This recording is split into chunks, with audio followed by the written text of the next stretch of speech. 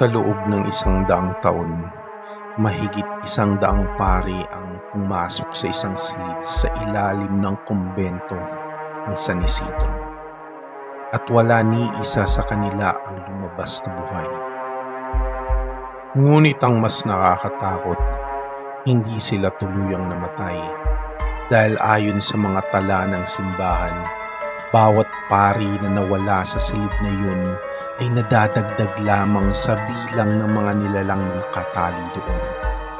Mga demonyo, mga kaluluwa, at isang pintuan na minsan lamang mabuksan kapag handa na ang susunod na alay. Tahimik ang lumang kumbento sa gilid ng bundok ng San Isidro. Isang gusali na matagal nang inabandona ng simbahan matapos ang sunod-sunod na pagkamatay ng mga pari. Ngunit sa ilalim nito, may isang silid na hindi kailanman isinara. Yun ay ang silid ng eksorsismo. Si Padre Miguel ay ang bagong talagang exorcist. Bata, matapang at puno ng pananampalataya. Pinadala siya ng obispo upang siyasatin ng mga ulat ng kakaibang ingay at mga taong nawawala sa paligid ng lumang kumbento. Diyan ginagawa noon ang pinakamalakas na eksorsismo, sabi ng matandang sakristan. Pero padre, huwag po kayong bababa roon ng mag-isa. Ngunit hindi nakinig si Padre Miguel.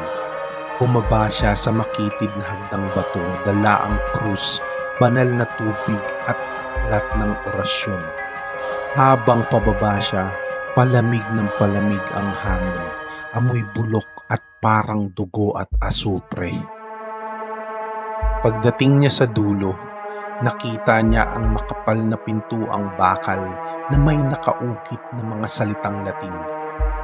Hic eclusae sunt milli demonia, na kung sa ating wika ay dito ikinulong ang 1,000 demonyo. Dahan-dahan niyang binuksan ang pinto. Sa loob ay isang bilog na silid. Ang mga pader ay puno ng mga krus na baliktad. Mga simbolong ukit ng mga sinaunang exorcist. Sa gitna ay may limesang bato na may kadena at tuyong dugo. Biglang may narinig siyang bulong. Padre, matagal na namin hinihintay ang susunod.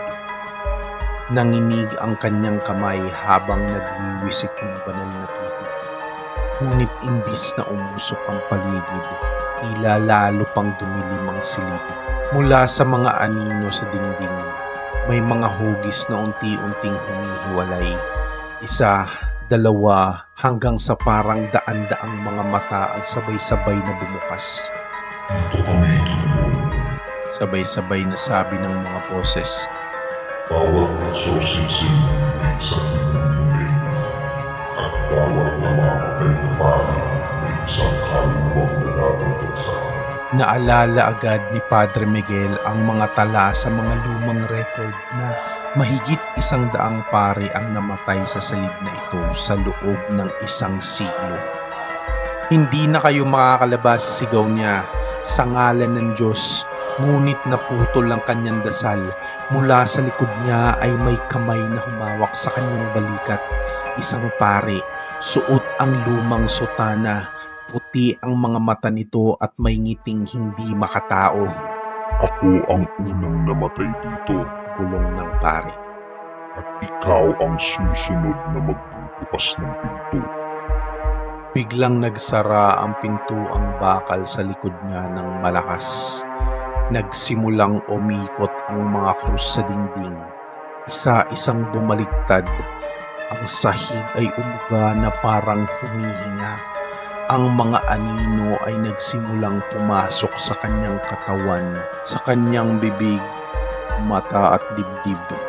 Sumigaw siya ng dasal, paulit-ulit, kahit pa napupunit na ang kanyang boses. Ngunit ang silid ay tila parang isang bibig ng impyerno. Sa huli, tumahimik ang lahat. Kinabukasan, natagpuan ng mga sakristan ng simbahan na ang pinto ng silid na iyon ay bukas.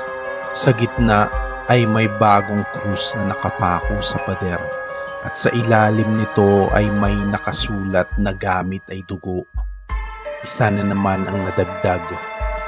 At mula noon, tuwing may bumibisita sa lumang kumbento, may naririnig silang isang boses na nagdarasal ng Latin, kasabay ng may hinang halakhak na parang nagmumula sa daang-daang bibig sa ilalim ng lupa.